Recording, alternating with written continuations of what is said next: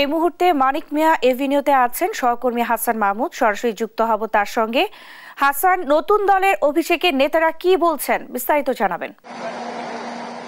আপনাকে ধন্যবাদ ন্যান্সি। আপনি যেমনটা বলছিলেন যে নতুন দলের যে আত্মপ্রকাশ সেটি কিন্তু ইতিমধ্যে সম্পূর্ণ হয়েছে। সেখানে কিন্তু বড় একটি কমিটি ঘোষণা করেছেন এই দলের সদস্য সচিব আক্তার হোসেন। তিনি যেটি বলছিলেন যে কমিটিটি এখন পর্যন্ত ঘোষণা করা হয়েছে সেটি কিন্তু কয়েকদিনের মধ্যে তারা একটি পূর্ণাঙ্গ কমিটি ঘোষণা করবে। একই সাথে সারা দেশের যেসব জেলা কমিটি রয়েছে এবং উপজেলা কমিটি সেগুলো কিন্তু দ্রুত সেগুলো ঘোষণার মধ্য দিয়ে তারা রাজনৈতিকভাবে একটি নির্বাচন কমিশনের নিবন্ধনের যে প্রক্রিয়া সেটি তারা শুরু করবে। এবং একই সাথে আজকে যে পরিমাণ নেতাকর্মী এসেছিল সেটি কিন্তু গণ অভ্যুত্থানের পরবর্তী একটি রাজনৈতিক নতুন বন্দোবস্ত তারা যে নির্মাণের প্রতিশ্রুতি দিচ্ছে সেটির কিন্তু একটি প্রতিফলন আমরা আজকে দেখতে পেয়েছি।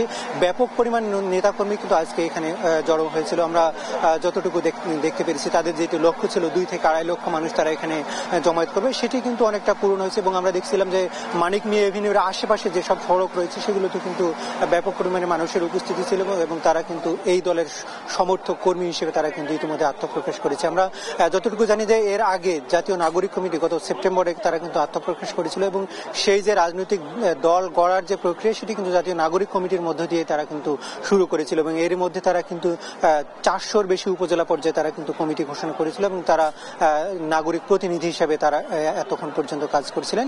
এবং তারাই কিন্তু আজকে যে নতুন রাজনৈতিক দল জাতীয় নাগরিক পার্টি ঘোষণা করা হয়েছে সেই জাতীয় নাগরিক পার্টিতে কিন্তু তারা কর্মী হিসেবে কাজ করবেন এবং তাদের যে রাজনৈতিক কর্মসূচি সেটি কিন্তু এখন পর্যন্ত অব্যাহত রয়েছে।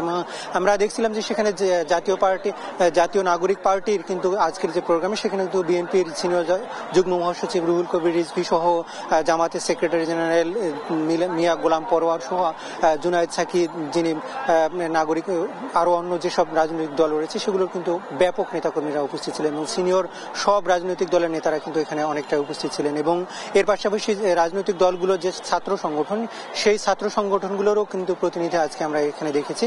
অর্থাৎ একটা ইনক্লুসিভ রাজনীতির কথা, যে নতুন বন্দোবস্তের কথা বলছিলেন এখানকার উদ্যোক্তারা, সেটি কিন্তু আমরা দেখতে পেয়েছি। এবং তারা বলছেন যে বাংলাদেশপন্থী একটি রাজনৈতিক বন্দোবস্ত প্রতিষ্ঠা হবে যেখানে আধিপত্যবাদের সমস্ত আধিপত্যবাদকে ফেলে দিয়ে বাংলাদেশপন্থী একটি নতুন রাজনীতি বিনির্মাণ করা হবে। এবং এখানকার আমরা দেখছিলাম যে এখানে নাহিদ ইসলাম কথা বলছিলেন। তিনি বলছিলেন যে এখন পর্যন্ত কোনো ধরনের বাংলাদেশপন্থী কিংবা কোনো রাজনৈতিক বন্দোবস্ত তৈরি হবে যেখানে ভারতপন্থী কিংবা কোনো পাকিস্তানপন্থী রাজনীতি এখন পর্যন্ত বাংলাদেশে আর স্থায়ী হবে না, এমনটি কিন্তু বলছেন। এবং আজকে আমরা দেখছিলাম যে এখানে শুধুমাত্র আওয়ামী লীগ এবং তার 14 দলীয় দোসর যারা গত 15 বছর ধরে মানুষের শোষণ নির্যাতন করেছিল তারা ব্যতীত কিন্তু সব রাজনৈতিক দলকে এখানে আমন্ত্রণ জানানো হয়েছিল। এবং রাজনৈতিক দলের নেতাকর্মীরা যারা যে পুরনো বিএনপি সহ জামাতের যেসব নেতা আজকে এখানে এসেছিলেন তারাও কিন্তু বলছিলেন যে নতুন বাংলাদেশ বিনির্মাণে তরুণদের যে রাজনৈতিক দল সেটি কিন্তু আরো বেশি ভূমিকা রাখবে এবং আগামীতে একটি বৈষম্যহীন বাংলাদেশ বিনির্মাণের জন্য তাদের যে প্রত্যাশা সেটি পূরণ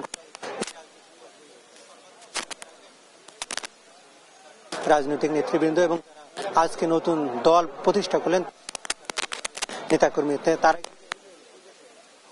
এই ছিল আমার কাছে এখান থেকে সবশেষ পরিস্থিতি।